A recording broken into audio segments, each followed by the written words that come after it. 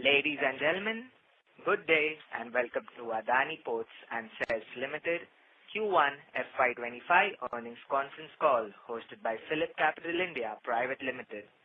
This conference call may contain forward-looking statements about the company which are based on beliefs, opinions and expectations of the company as on date of this call. These statements are not the guarantees of future performance and involve risks and uncertainties that are difficult to predict. As a reminder, all participant lines will be in the listen-only mode and there will be an opportunity for you to ask questions after the presentation concludes. Should you need assistance during the conference call, please signal an operator by pressing star then 0 on your touchtone phone. Please note that this conference is being recorded. I now hand the conference over to Mr. Vikram Suryavanshi from PhillipCapital. Thank you and over to you, sir. Thank you, Dale. Good afternoon and a very warm welcome to everyone. On behalf of PhillipCapital, I am pleased to welcome you all on the earnings call of Adani Ports and SEZ Limited for first quarter of financial year 2025. We are happy to have the management with us here today for question and answer session with investment community. Management is represented by Mr. Ashwini Gupta, Whole-Time Director and CEO, Adani Ports and SEZ, Mr. Pranav Chaudhary, CEO, Ports Business, Adani Ports and SEZ, Mr. Divish Taneja, CEO, Adani Logistics, Mr. D. Muthukumaran, CFO, Adani Ports and SEZ, Mr. Rahul Agarwal, Head of Investor Relations and ESG, Adani Ports and SEZ. We will begin with the opening remarks from the management followed by interactive question and answer session. With this, I hand over call to Mr. D. Muthukumaran. Over to you, sir. Hi, thank you. Thank you very much. Good afternoon, all of you. Thank you very much for your time. I'm Muthukumaran. I just wanted to take a moment to bring on board and introduce Rahul Agarwal. He is taken over Investor Relations and ESG from Charanjit. He will moderate this call and he'll be the point of contact for Investor Relations. Over to Rahul. Thank you, Muthu. Good afternoon, everyone, and a very warm welcome to our earnings call for Q1. We will commence with Ashwini's opening remarks. Over to you. Good evening and welcome to APSEZ earnings conference call for the quarter ended 30th June 2024. FY25 began on a stellar note on both the growth and the financial fronts. On the growth front, we handled 109 million metric ton cargo in the first quarter, which is up 8% year on year, excluding the impact which we had because of non-operational days in Gangavaram. We won 2 concession agreements to operate terminals in Tanzania and Deen Dayal Port. In addition, we won an O&M contract for a container facility at Syama Prasad Mukherjee Port, Calcutta. Also, we welcomed the first mothership at our Vizhinjam Port and our marine services business deployed a tug in each in Mexico and Sri Lanka. We feel immensely proud to announce that 4 of our ports got featured in World Bank's Container Port Performance Index 2023. Now moving to the logistics business, our logistics business reported rail cargo at 0.16 million TEUs and GPWIS volume at 5.56 million metric ton. We added 4 rakes and expanded our warehousing capacity to 2.9 million square feet. Agri-silo capacity was at 1.2 million metric ton and is expected to increase to 4 million metric ton on completion of the projects underway. On the financial front, Q1 FY25 has been our strongest quarter till date with highest ever revenue, EBITDA and PAT.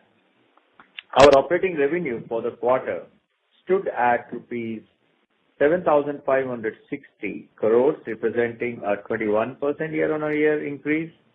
Our EBITDA excluding forex impact for the quarter stood at rupees 4,848 crores, up 29% year-on-year.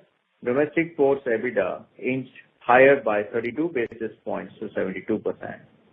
Profit after tax stood at rupees 3,107 crore, up by 47% year-on-year. Care and ICRA upgraded APSEZ's credit rating to AAA, while S&P upgraded its outlook to positive from stable, driven by improving scale and diversification. We also draw your attention to the fact that based on in-depth legal and accounting review undertaken by the Adani Group and considering all other relevant factors, the auditors have dropped the qualification and it is now an EOM emphasis of matter. During the quarter, we won several awards, mostly notably APSEZ clinching the prestigious title of Best Sport for the Year contourized in a private sector, and AICTPL being honored as the Best Container Terminal of the Year at the India Maritime Awards. Overall, a very strong start to the year. Thank you. We now open the forum for Q&A. Thank you. We will now begin the question and answer session. Anyone who wishes to ask a question may press star and 1 on their touch-tone telephone. If you wish to remove yourself from the question queue, you may press star and 2. Participants are requested to use handsets while asking a question. Ladies and gentlemen, we will wait for a moment while the question queue assembles.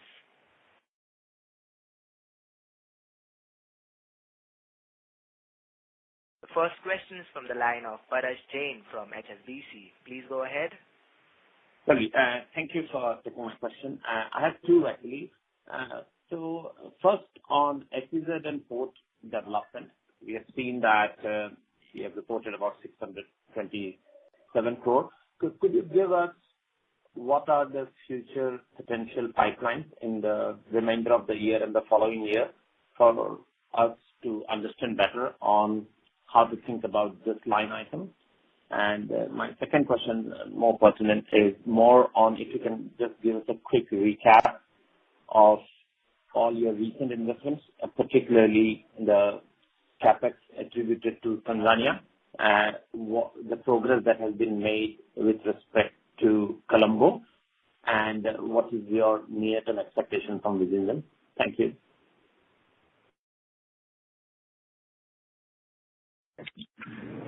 Hi. So your first question was on port development, the 600 crores revenue.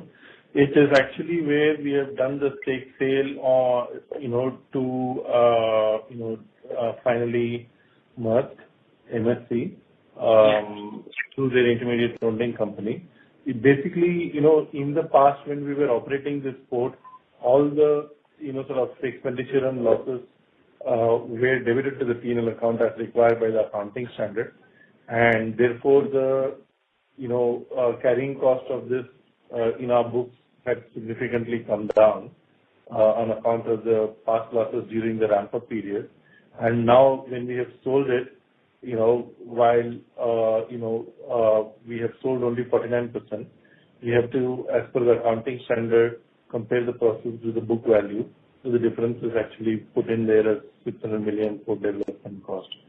To your following question on this aspect of what is the pipeline, actually, we have been mentioning that we are on the lookout for all strategic opportunities. We develop port inherently on our own strength to run it by ourselves. Every now and then we get an opportunity to with the incoming interest, and we will actually sort of react and we'll do the deals based on merits of individual transactions. To your next question on investment in Tanzania and Colombo. Tanzania, we have announced the deal a while ago, and we have been waiting to get the concession agreement. We signed the concession agreement, and all the CPs are over, and therefore we concluded the deal in the last quarter. I mean, almost towards the end of the quarter, late June. We have been operating that terminal for the past 1.5 years. It is actually a business as usual for us, so we expect that to continue. In the long term, we are, we are planning to actually both enhance the volume as well as actually, modernize the port in terms of, mechanization. All these, at this point in time, as per our business plan, will be self-funded by the cash generated by Tanzania. There isn't any incremental CapEx that is required to achieve our long-term business plan. Colombo is still under construction at an advanced stage, and it should actually, we are estimating that it should start sometime late this financial year, FY25. And I think, Ashwini has, so I think to answer your last question about upcoming investments, basically, we categorize our investments, for improving our operational efficiency in the current assets, B, in CapEx, in our capacity expansion in the existing assets, and 3, the new projects. So we keep on investing in a balanced way in all these 3 categories, keeping the financial discipline, which we have again demonstrated in this quarter of 2.1 net debt to EBITDA.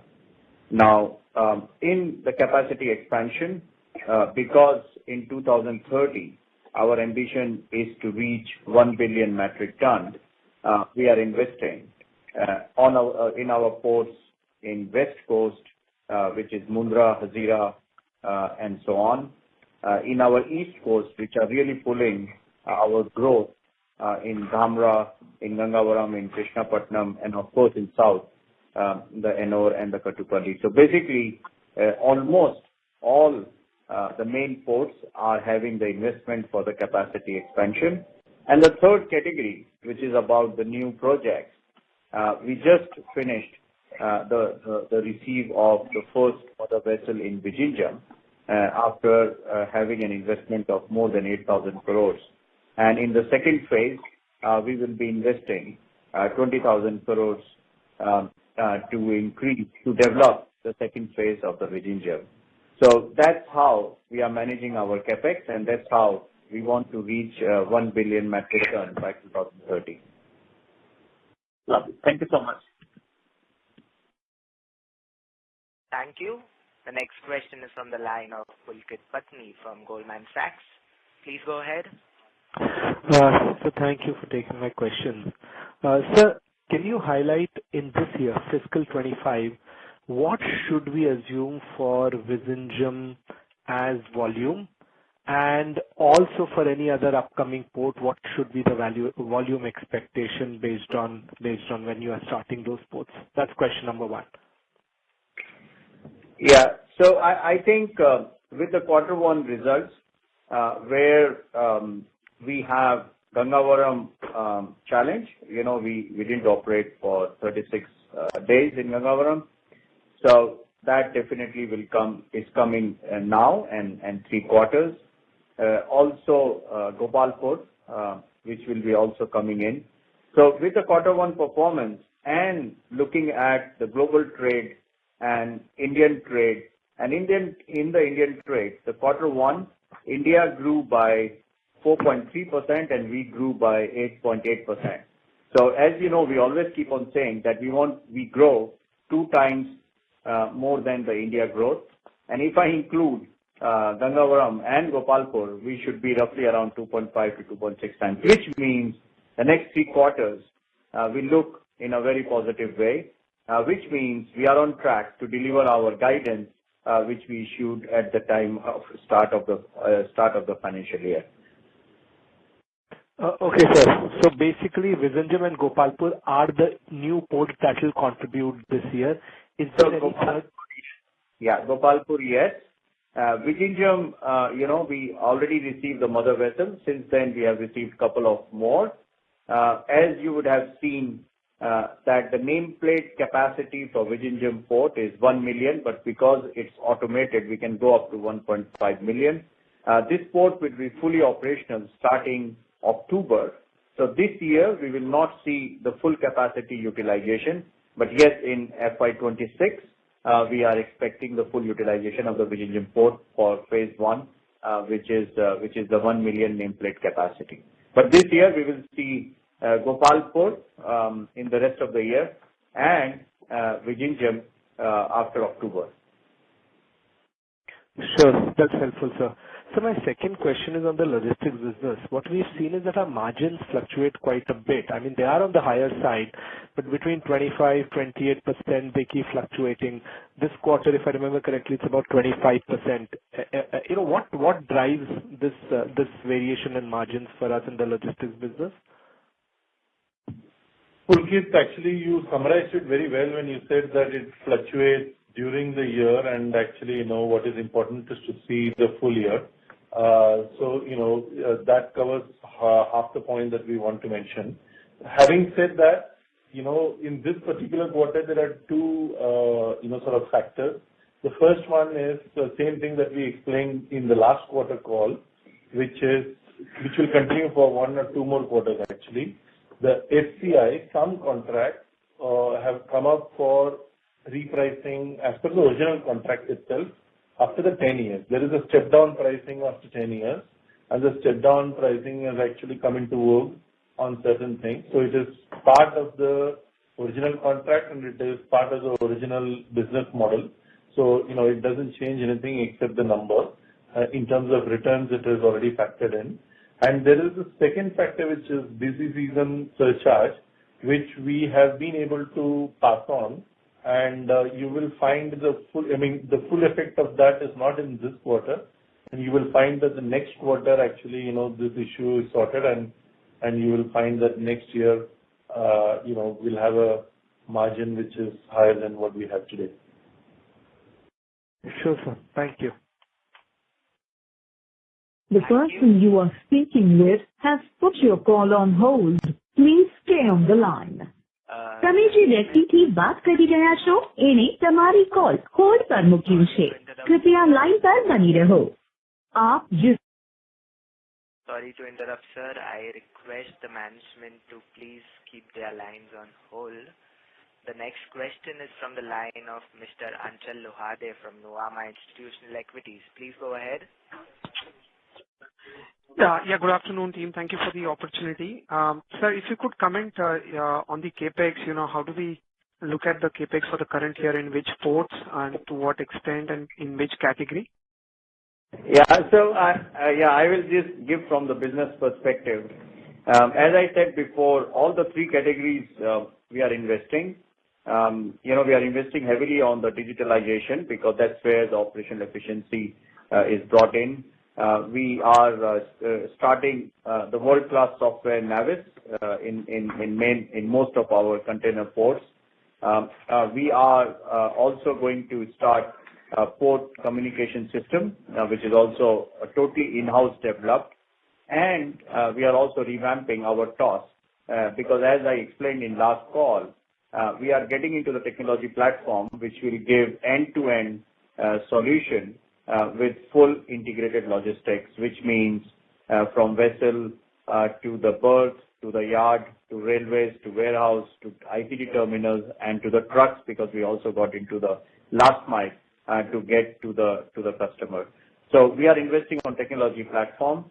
So that brings operational efficiency. And the second on the capacity expansion, as you would have seen that we have grown significantly on the West Coast, mainly driven by the container increase. And in the East Coast, we have grown significantly, excluding Gangavaram. There also we are driven mainly by the dry cargo. And in the South, we have grown in container and in the dry cargo.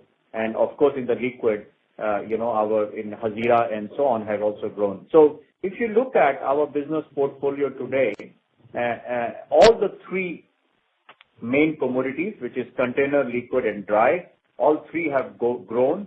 The maximum growth which we saw was in container, where we really increased our market share by more than 2.5%, and that mainly come on the west and in the south.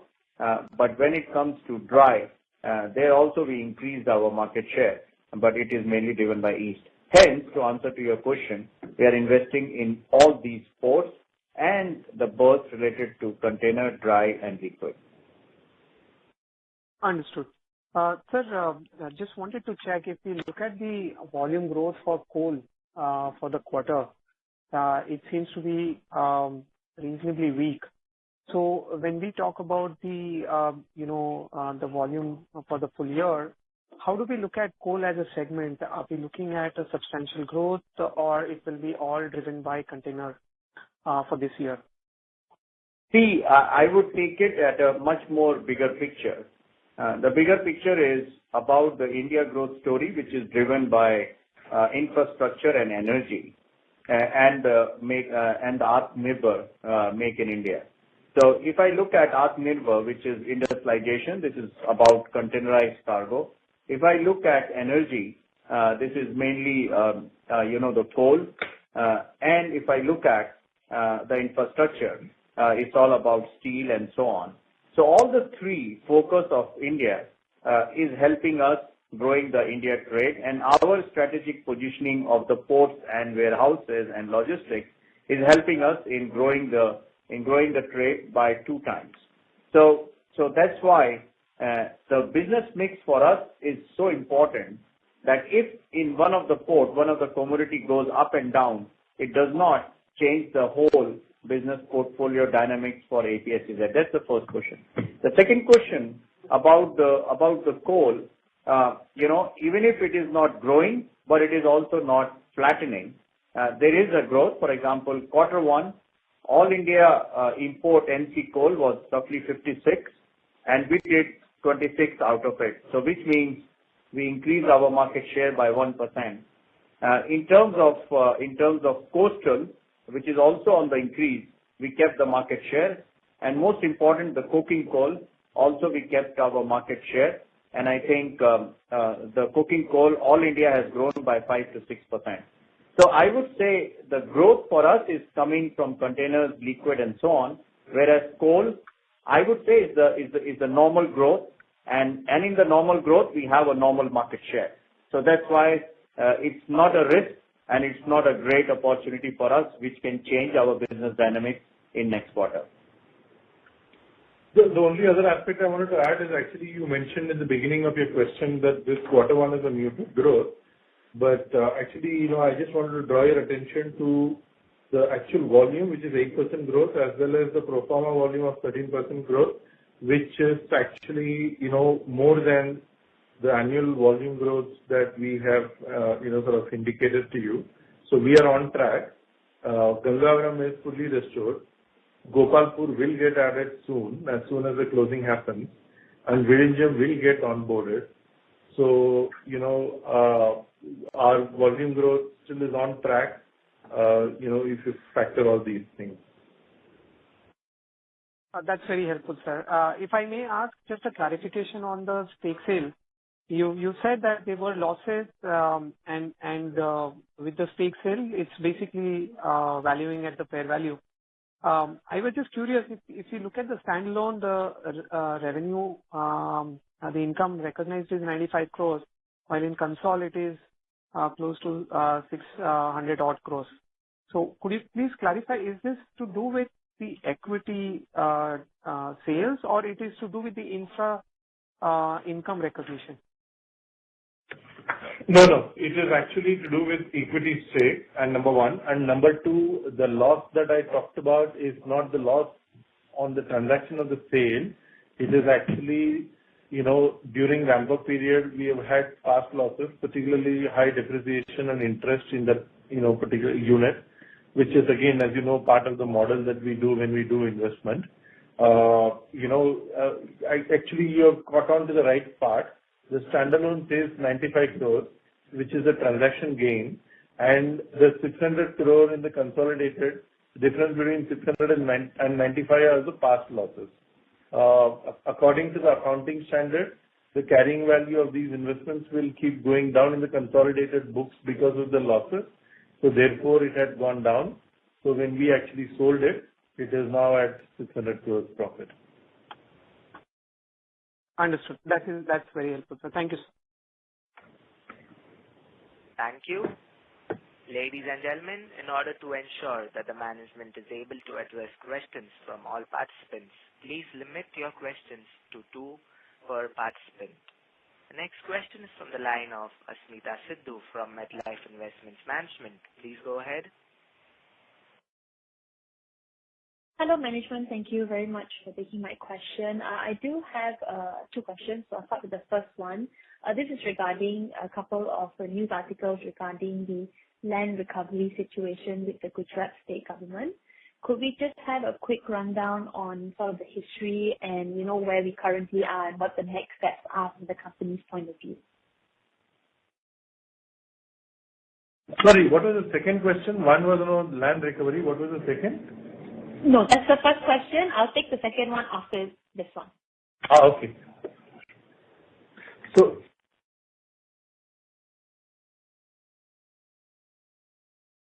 you're talking about the land recovery issue in Gujarat, Mundra Port, correct? SEZ. Yes, that's right. Okay. So, we have contested. It is actually, a frivolous case the way we look at it. So we have contested that and Supreme Court has actually taken an action. So to that extent, we'll follow the due process of law to, complete this. Otherwise, in substance, there is really nothing more than what we have already said to the court of law. All right. Thank you very much. And the second question I had was just a quick clarification on the earlier mentioned statement about the auditor's qualification. So correct me if I'm wrong, was it dropped due to the in-depth audit and legal review conducted by the group? Yeah. So what we had done was actually, we had undertaken an independent review by a lawyer and an accounting firm. And then we had submitted those reports to the auditors, and auditors reviewed those reports of that independent review, and also taken into account, the full context along with this review report. So on that basis, the qualification has been dropped, and it has now become an EOM to actually sort of reflect, the significance of the matter. It is no longer a qualification and only an EOM. Okay, thank you very much. Thank you. The next question is from the line of Nitish Shah from ICICI Securities. Please go ahead. Hi. Thank you so much for taking my question. The first one would be when do you think Gopalpur would be in full effect? Would we see that in this quarter or would it be the next one? This quarter. We are waiting for the final mile, and we will see that in the coming quarter. All right. So as per my understanding, the full effect of the revenues would then come from the next quarter onwards, right? That is Q3. Full effect from next quarter, yes. Okay. And just I know that there have been questions on capex already, but my question would be in terms of so for the full year, if you could quantify what would be the capex that you would do in terms of one, maintenance. Second is increasing capacity at ports and terminals that we already have in our portfolio. And third is if we are looking for any inorganic growth. So do you have any, say, quantified numbers on these three aspects? So let me first talk about organic growth. We have guided at the beginning of the year a range of 10,000 to 11,500, 10,500 to 11,500 crores. And we gave a breakup of how the 11,500 crores will look like. So the ports in that is 7,300 crores. Marine services in that is 400 crores. Logistics is 2,300 crores. And, the renewables, decarbonization is 1,500 crores. In the first year, while we don't publish this number, we are on track. The exact number, we don't publish the requirements flow by. Is roughly 2,000 odd crores is what we have spent in the capex in the first quarter. So we are well on track for the guidance. And in terms of proportion, it's pretty much the same as what we have. So the best guide on numbers for capex for the year continues to be the page that we have put out in the beginning of the year. Mm-hmm. And on the inorganic growth, we keep our financial discipline, which we said we want to be below 2.5. And, we finished the quarter with 2.1. So which means we always have this room of 0.4 to keep for any opportunity which comes up, which should bring us inorganic growth. Either it is in India or it is outside India.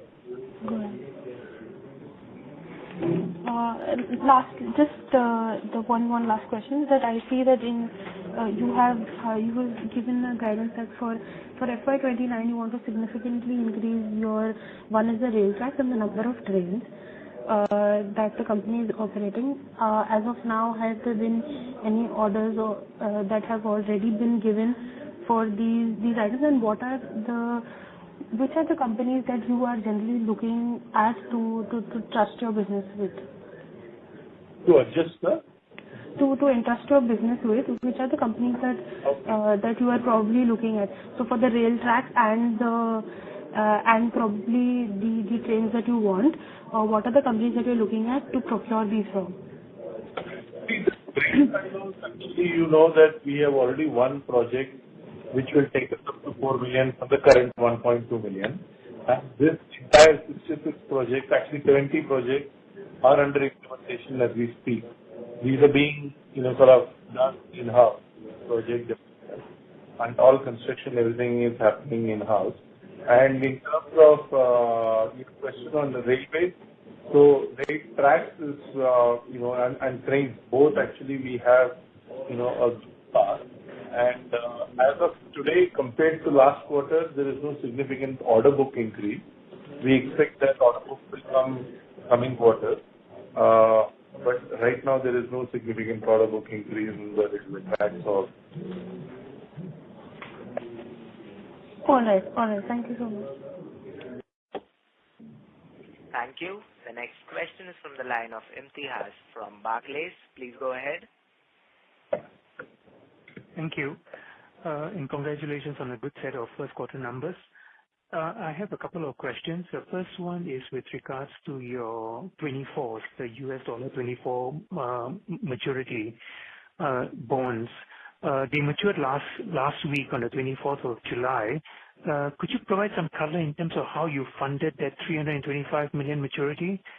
And also if you have any plans to access the US dollar debt capital markets again this calendar year? So we had cash balance in the beginning of the year. We had stated earlier that actually we will use the current cash balance to repay the balance 325 million, which is what we did last week. So that's how we funded the repayment of last week, and we have completed successfully, and we have put out a notice that we have completed the redemption. So that is on the 325. On the question around whether we are going to access, right now there are no plans for us to actually access the markets. And of course the situation is always dynamic, but right now there is no plan. Okay, thank you. Second question is with regards to your Vietnam project. Reports have mentioned a $2 billion investment. Could you give some color and clarity on these investments and timeline?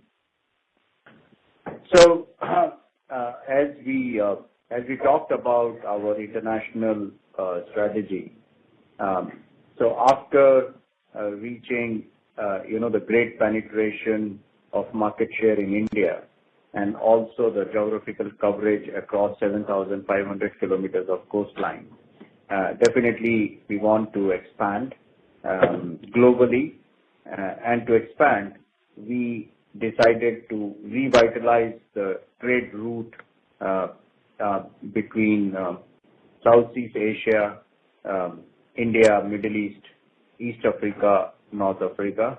And in line with that strategy, we have Tanzania, we have Haifa, we have Sri Lanka.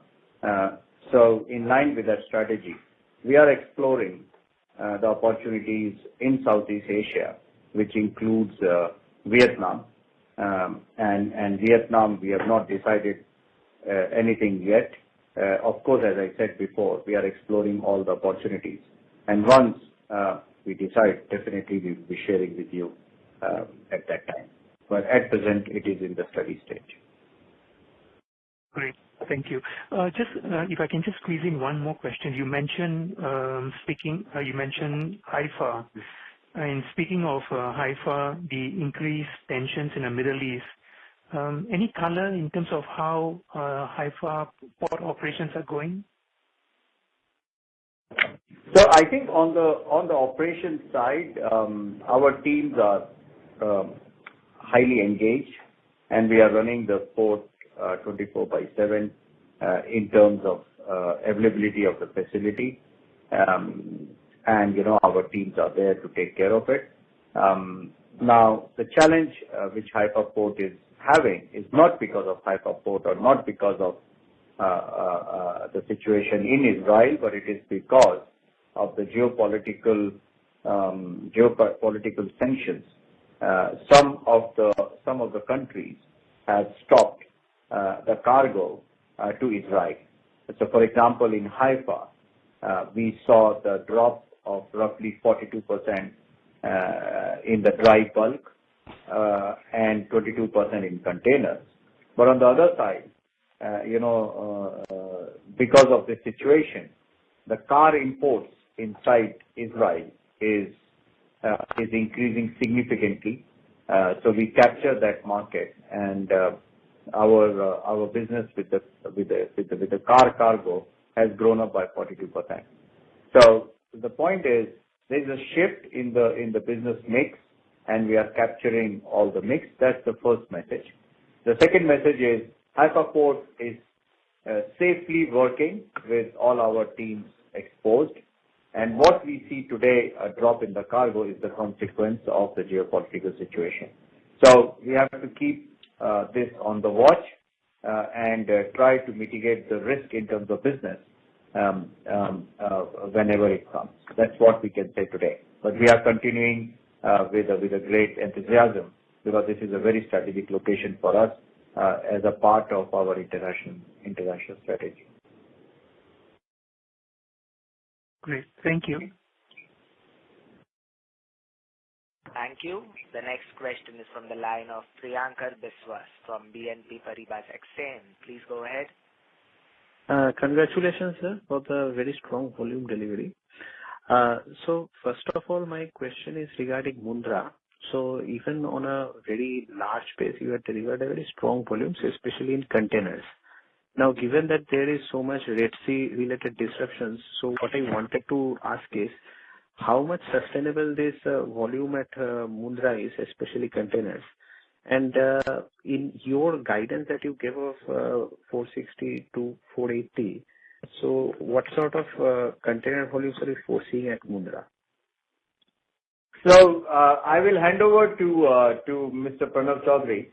But before, we are keeping our guidance. We are very confident about our guidance because, as you saw, quarter one we did 109 without Gopalpur and without 36 non-operational days of Gangavaram. So we are keeping that.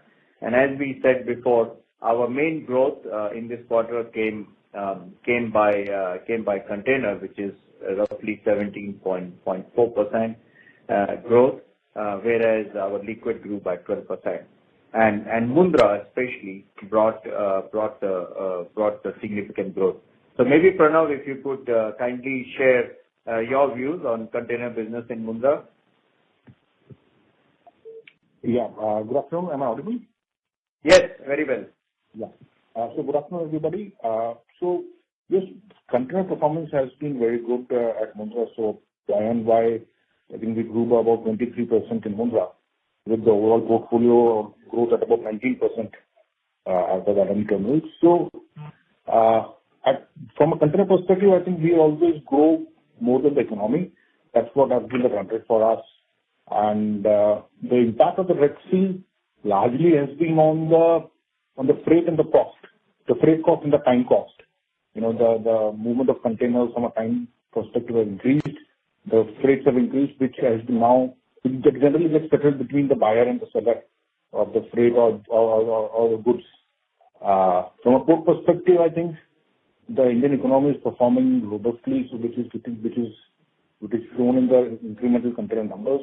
Even GNPT actually has grown about 12% or 12.5% during this period, these two corresponding periods. So the impact of Red Sea is there in the sense of incremental little bit of transshipment volumes, but generally it's a function of the way the economy is performing. So, sir, what sort of full year volumes you expect at Mundra containers? So, can you be a 9 million TEUs type this year itself? But I think it is too early for us to give a target for Mundra. But for sure, with the pace which we are going, definitely that could be the consequence. But as you know, that we don't give the target volume. But container growth in Mundra is giving us a significant advantage to hit our guidance, even if as I said, in quarter one we missed 36 non-operation days of Gangavaram. Thank you. So just one question from my side, one more. So this is regarding Gopalpur, since this is a new asset. So, can you give what is there in your strat plan for this asset? You have broadly given what can be the FY25 contribution. So, what are you expecting it to ramp up to, let's say, FY29 or FY30? So, as per your strat plan. See, as far as Gopalpur, the main focus for the first 2-3 years will be for us to actually change the configuration of the asset, make it far more mechanical, far more updated, and that way we expect that the efficiency will creep in reasonably quickly. In terms of the volume growth, if you take a 5-year or a 7-year horizon, there is obviously scope to increase the volume there, and that is a very mineral-rich belt, and therefore actually volume will grow in tandem with the market. But immediate plan for us, which is very clearly visible, is to actually work on the asset configuration and cost extraction and efficiency extraction and cost reduction. So we should observe the EBITDA margin expansion possibly in the next couple of years on this asset. So I think as we do, we bring our ports to our benchmark EBITDA from after we take over. So for sure we are targeting to be at the benchmark level of the EBITDA very soon. So already the port was having 38 to 42% of EBITDA, and now we are expecting to finish with 54%. And as you know, we are working hard to bring it to a normal level, which is between 65 to 70%. So that's what we do with every port, and that's what we are doing with Gopalpur. Thank you, sir. Very clear. Thank you. The next question is from the line of Aditya Mongia from Kotak Securities. Please go ahead. Good afternoon, everyone, and thank you for the opportunity. The first question that I had from my side was more on port EBITDA margins, which have grown to about 72%, and I believe if Gangavaram issues had not cropped up, the margins could have been as high as 73. Wanted to get a sense of what is driving these margins up, because from our checks we understand that realization has not meaningfully gone up in the quarter.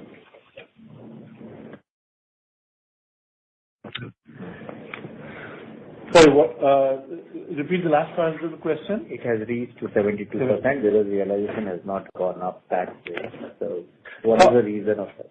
Yeah. It's basically like you mentioned, it's basic cost. It's gone up by 0.6% compared to the last quarter and the last year's average. So it is actually the creep in the efficiency, because we are handling. The person you are speaking with has put your call on hold. Sorry to interrupt, sir. You can. Yeah, are you back? Yeah, I'm there. Yep. Yeah. Okay. So it's basically the increase in the efficiency, because we have had a throughput. Container volume has gone up, which is also added to the profitability. So basically, it's around cost and price, factors. Understood. Also wanted to kind of extrapolate this question that, what we see through is that you have a very, very large capacity land bank, if you can call it that way, on the port side, wherein the company doesn't have to invest meaningfully from a greenfield perspective and can still grow maybe 4 or 5 times the current capacity. Coupled with your focus on digitalization, do you think this port EBITDA margin over the medium term can potentially breach 75-76%? Is that a possibility to think through from a 3-year out perspective? Thank you very much. Our endeavor is to improve every day, and the figures are the consequence. So I think we are focusing on improving our operation efficiency, and quarter by quarter we will be updating you with the results. Thank you. Understood. The next question I had was on the logistics business. Now, our reading of the annual report suggests that a lot of capex is happening in that zone for the company, and a meaningful part of that actually is going inside buying land parcels. Wanted to see or gauge from your sense, how should we be thinking through these kinds of investments eventually leading to EBITDA? Will they be retained as land for some period of time, or there is a thought process on how to kind of go about it? Yeah, thank you. I think your observation is correct. As we said, we want to be the largest integrated logistics solution company. On the port side, we have already got strategic locations across 7,500. On the logistics, we have 12 MMLPs. We have warehousing, and at the end, what we want is to offer the full package to the customer for the last mile delivery, which includes the warehousing and so on. So we are moving ahead in preparation for the future, which includes expansion in our warehousing, terminals, and so on, so that we are able to efficiently and effectively cater to the last mile.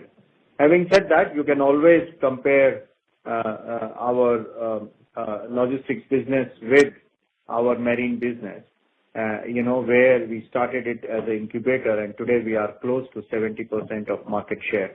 So which means all these investments which we are doing on the lands may not be giving us the return in EBITDA in the same quarter, but for sure, these are mid to long-term investments which we are doing for the strategic growth for our logistics business as a part of integrated logistics solution.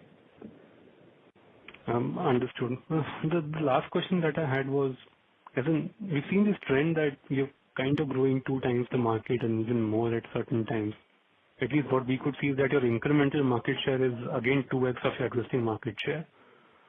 And this has been happening for the past few quarters now, pretty broad-based. Could you give us a sense of what is actually clicking for you? Is it that the competition isn't improving as much and we are improving at a fast pace? Is it that we are not taking price increases of the kind that competition is taking? Some more color would be useful for us to understand whether we should be extrapolating these kind of trends incrementally or not. Yeah, I mean, the point is, at first, the geographical coverage is our advantage, right? The second, we operate port not as a terminal, we operate port as an ecosystem. That is our advantage.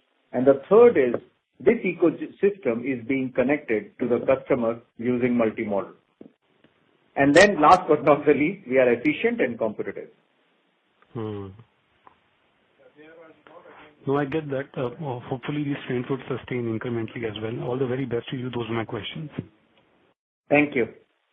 Thank you. The next question is from the line of Ketan Jain from Avendus Spark. Please go ahead. Thank you. Good evening, sir. So my question is on your FY20 plan, where you said that you aim to reach at 1,000 million ton volumes.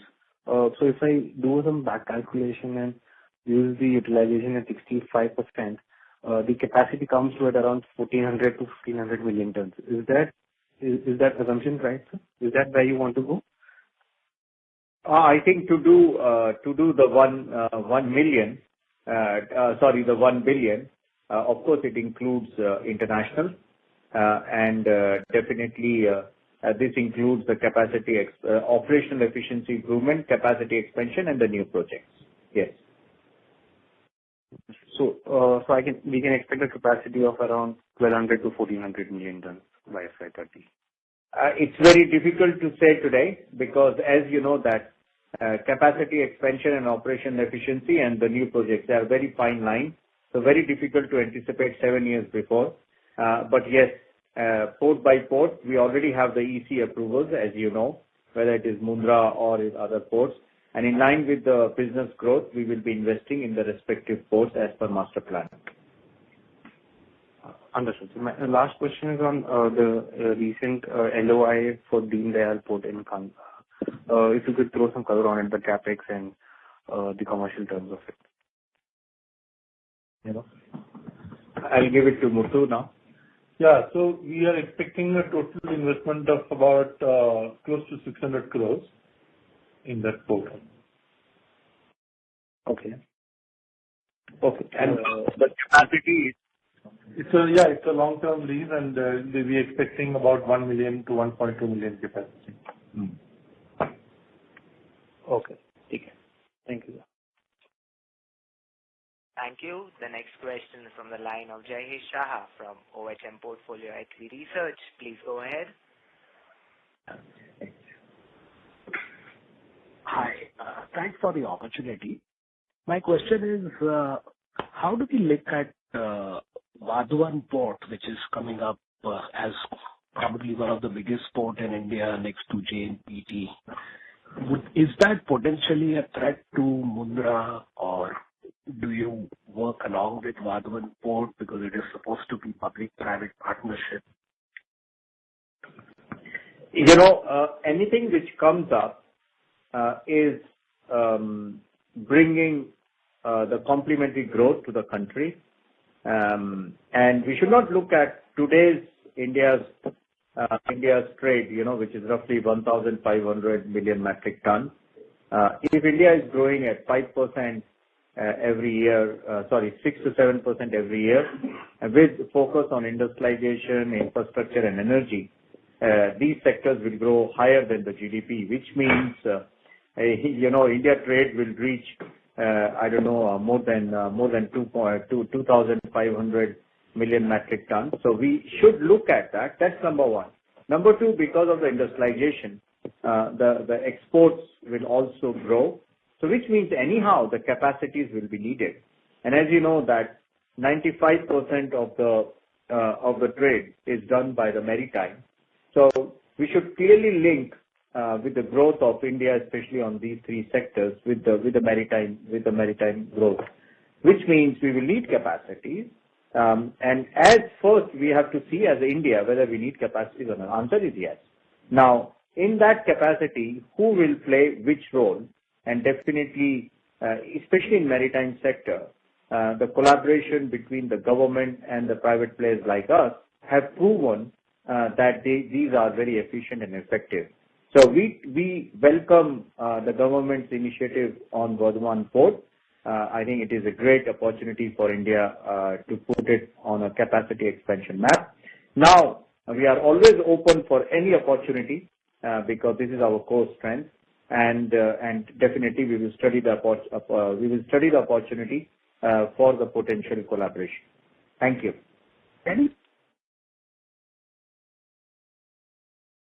Mr. Shah, does that answer your question?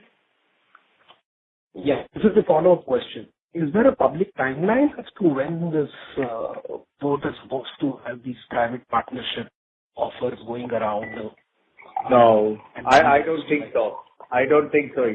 There's a public timeline. Thank you. And question.